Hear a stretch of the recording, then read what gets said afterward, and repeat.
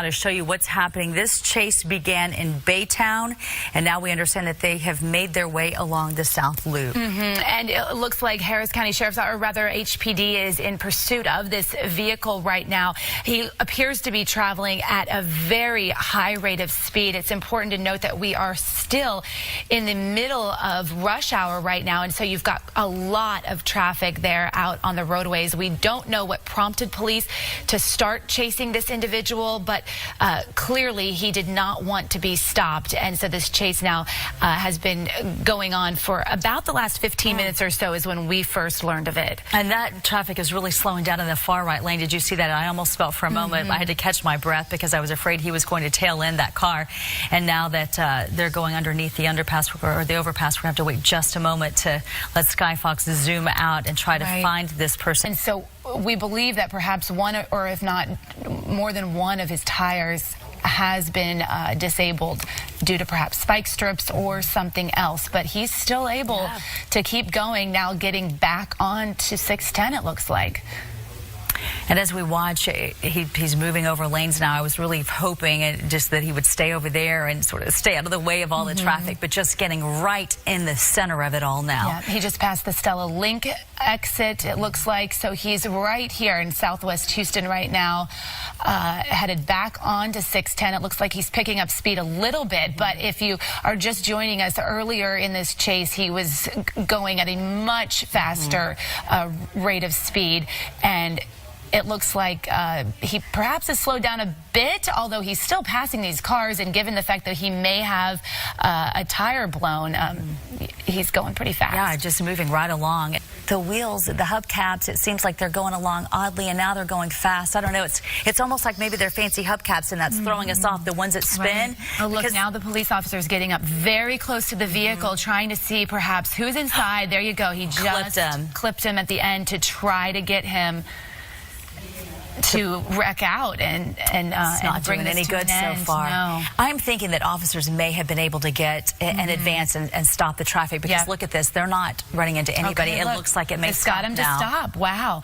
So that was this pit maneuver that we've heard Chief Acevedo talk about, that he wants his officers to start using. As you see now, police officers pulling over and getting out of the car. They're going to approach this vehicle very carefully. And this is where they're going to be telling him, put your hands up, get on the ground. They're going to be carefully watching every move that's made.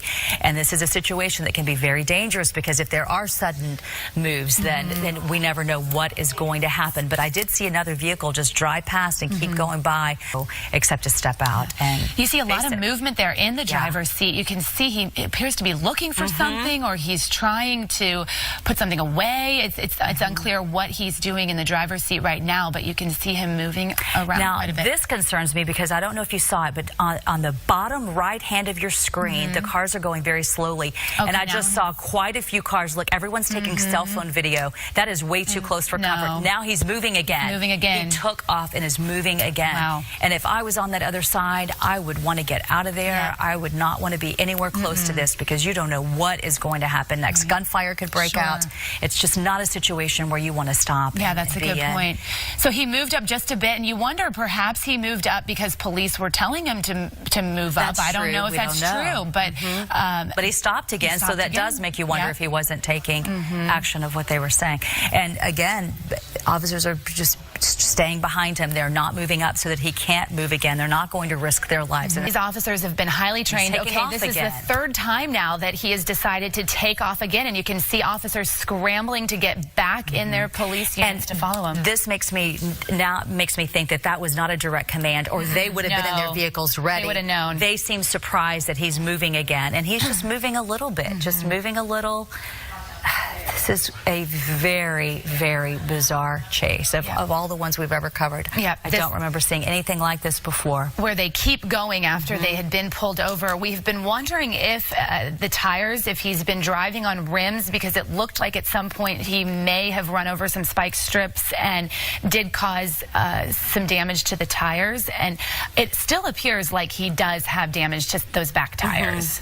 And at this point, officers just slowly following along. It looks like he's going going to be changing lanes now, and this is getting him closer to the drivers on the other side, and I'm sure that that's going to be making officers a little bit nervous, trying to figure out how are we going to protect everybody else in this what appears to be a very dangerous situation. So again, this is the South Loop eastbound at Kirby. These lanes have been shut down after this chase appeared to have ended at one point, but is now back on at a very, very slow rate of speed. You can see a number of police units still following this driver very carefully, hoping that he'll decide to pull over again. Interestingly, he made his way across those lanes of traffic from the right lane back to the left lane, and there's a lot of rubbernecking going on there on the other side here of the South Loop. And I just saw the interesting and bizarre movement inside that vehicle when our photographer and Sky Fox zoomed in just then. You couldn't tell if he would, it almost looked like he was nodding off or dancing or, I mean, it was just odd movement of the head and the body. It just seems so bizarre that, do you see that? There is definitely swaying movement in there, and there's it's very, very odd. Yeah. Holding for at least 30 minutes, perhaps 40. All started in Baytown. Now we are all on the South Loop at Fannin, and quite a few cars in this area. So you're talking about an area where people are trying to get into the Texas Medical Center. Yep. And you see again, all the officers stopped. They're getting back into position, and it looks like his door opened again, and he shut it again. So this is the fourth time, I believe, that he's now stopped. Each time he has not opened the door. He has not gotten out. We don't know if there's been any communication. Perhaps somebody has his cell phone and they've been able to call him. We don't know of any communication. There we go again. And now he's moving again. This is very odd. You're right. I've never seen anything like this. Door is opening more than most it's been. And it looks like he's about to get out. It looks like he's about to step out of this vehicle again along the South Loop at Fannin Street. And here we go again. He's taking off. I mean, just eluding police. They don't know what to think. They don't know if they should stay in their vehicles, get out. All I know is they're doing a great job of stopping all the traffic, trying to keep everybody safe. Seems like they've done a good job of getting in advance of this and just getting traffic out of there as quickly as they can. Yeah, as Melissa said, this chase has been going on for about 30 to 40 minutes right through rush hour traffic around Houston, and that left rear tire did appear to be blown out. You could see smoke at one point coming from it, and so that's what's caused this chase to go from what was at one point a very high-speed chase to now a very low stop-and-go chase. I want to bring attention to the bottom right hand of your screen, and I want to remind you why it's so important when you see stop traffic like this. So many times you'll see people go into the medians because maybe they're frustrated and they have to be somewhere. There is an officer on a motorcycle risking his life to try to protect those drivers in case this guy does walk over that wall and try to get to some of them.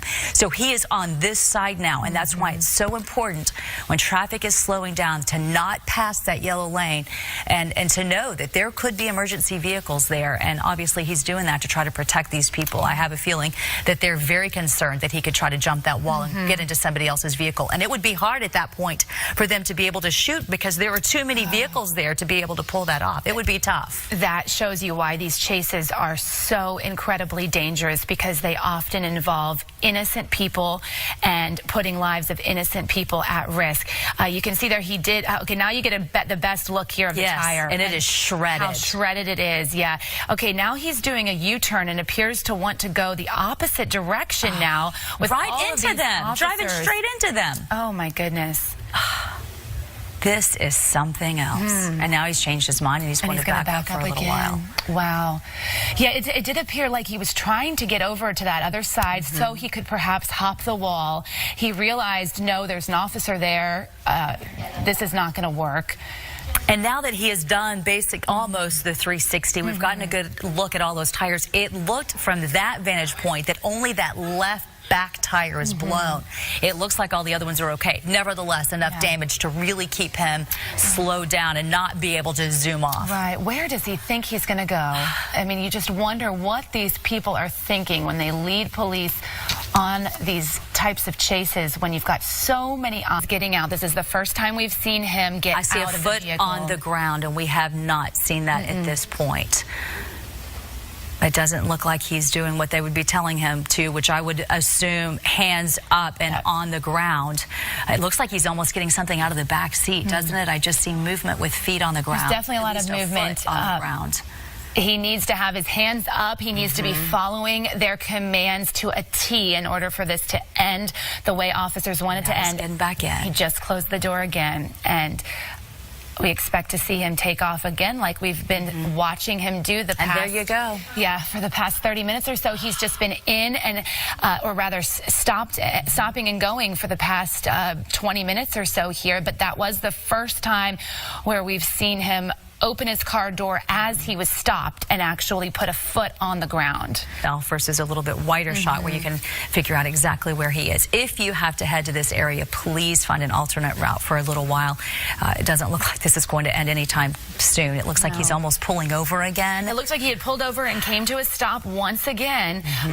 Opening the door again. This is probably the 6th time perhaps by now. Yeah, at least 6th or 7th. And you don't see in this shot, but when a Skyfox pulls out, or rather you can see it on the TransStar cameras, those police units are keeping a safe distance, but they are right there and watching his every move very closely. All right, the vehicle is moving once again now. So each time officers jump out of their vehicles, weapons drawn, and then you see them run back to their units once he starts driving again to keep following this guy, as they have tried multiple things now. Okay, you just see a police unit there race by on the dirt road there trying to get ahead. Here comes another one. Do those look like Baytown police units? I believe it looks like, it didn't look like HPD. I believe they are. So you've got multiple law enforcement agencies out here trying to make this come to an end as quickly as they can, and it's been going on perhaps over an hour at this point. We have had a lot of police chases in Houston, and I'm sure many of you at home have watched a lot of them unfold, but this is definitely one of the stranger, more bizarre chases, given the amount of stops that this driver has made, the amount of time that he has spent driving at such a... Our vehicle's right there parked next to him that looks like probably with the city. Okay, but this is the first time we've seen a police officer get in front of him and actually ram the back of his vehicle. Officers are getting out, getting in position, getting their weapons. They've blocked him in now. This is the first time that we've actually seen him blocked in, where he will not be able to drive off again. This is over. They are not going to be able to get, he is not going to be able to drive out of it this time. You see a canine unit there. You see officers in every direction now. And again, I'm sure barking the orders, telling him to step out immediately. And it looks like at least this officer on the bottom of your screen has that concrete barrier to protect himself, because he can be on this side of it all and try to protect his fellow officers if there were to be some type of shootout. These are some very brave men and women you're looking at right now. That officer who got in front of that vehicle did so quickly. You saw him run back to his own car for cover. They typically take cover behind the doors of their vehicles, and you can see the SWAT officers wearing the shorts down there in the dirt, taking cover behind that concrete pillar there. They are no doubt barking orders right now as you see another officer running for backup there, trying to get this guy to come out of his car. And what he might be thinking, what he's doing, you can see movement once again in the driver's seat. We just don't know. And you saw the canine, the officer in the back there behind the black vehicle, just one behind him, and just so anxious to go to work. I mean, it almost seemed like for a moment they were having to hold him back. Everyone and everything is ready for this situation. The driver at this point does not seem to be moving at all. I've not seen that door even crack open like we saw him doing so many times before, and obviously not following any orders that he might be getting at this point. And I'm sure he is getting plenty to step out and to get on, put feet and then body on the ground. Right. He needs to step out, hands up, do exactly what officers are telling him to do. Again, if you're just joining us, these are the northbound lanes of 288 near Holcomb, where for the first time in more than an hour, we believe that this chase has finally come to an end, but we are waiting for the driver to surrender.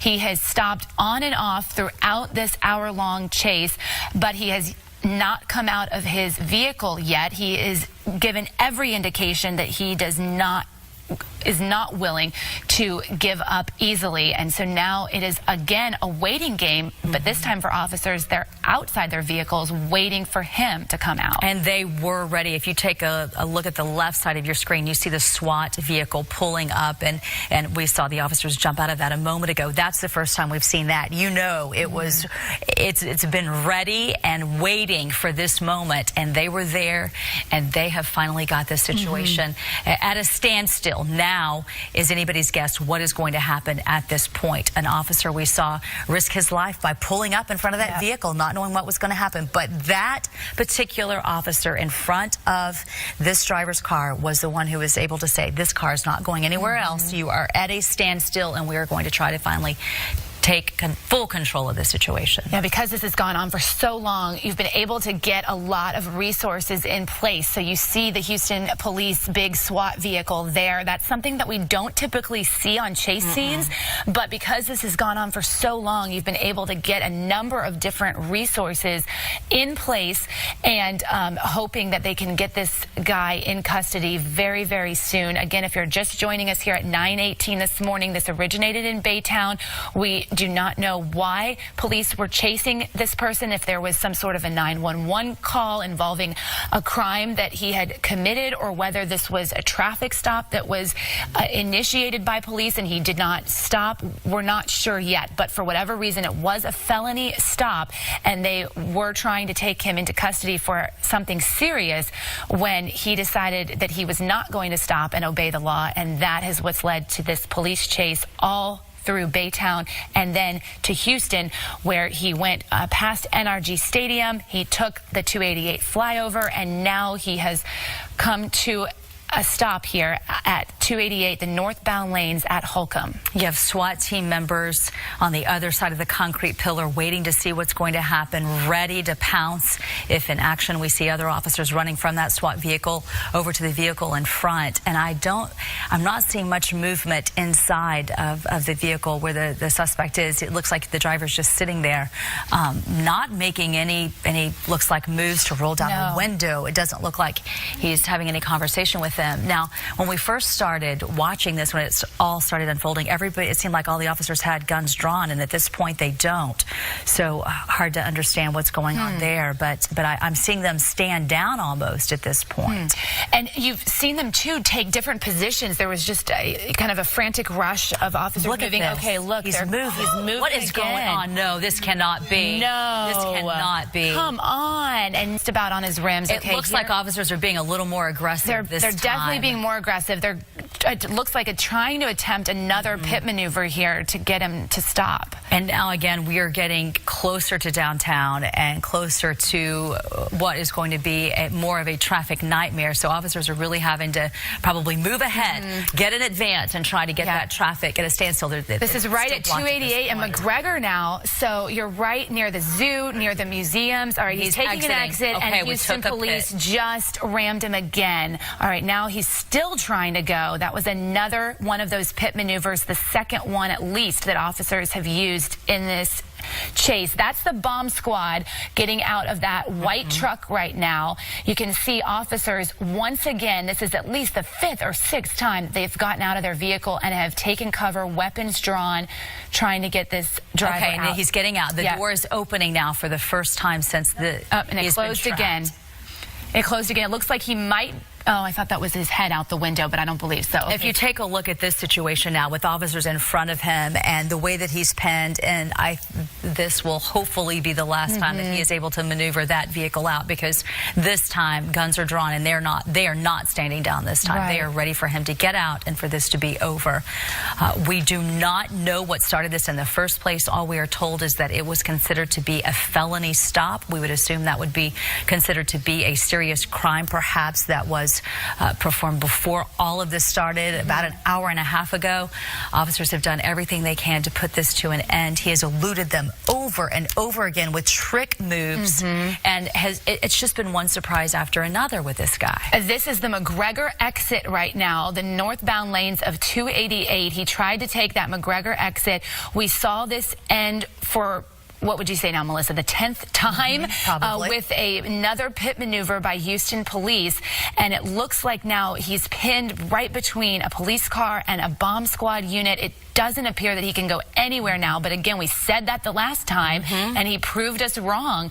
He's continued to outsmart in terms of trying to get away. Okay, now the driver's side, and it closed again. And we've seen that over and over throughout this chase. They're getting closer to him right now. And the dog is... And it looks like they're approaching the vehicle. They're opening the door. And they're taking him out. He is on the ground. This is... And it looks like they're handcuffing him right now. There's a number of SWAT officers and the bomb squad right there to take him down. And it looks like they're pulling the canine officer away because he is barking, and he is just ready to help them out and just ready to take his job very seriously, and is taking his job seriously. And now it looks like they have him in handcuffs, and they are pulling him away, and they have to be asking so many questions now. We have so many questions to ask about what happened and who this guy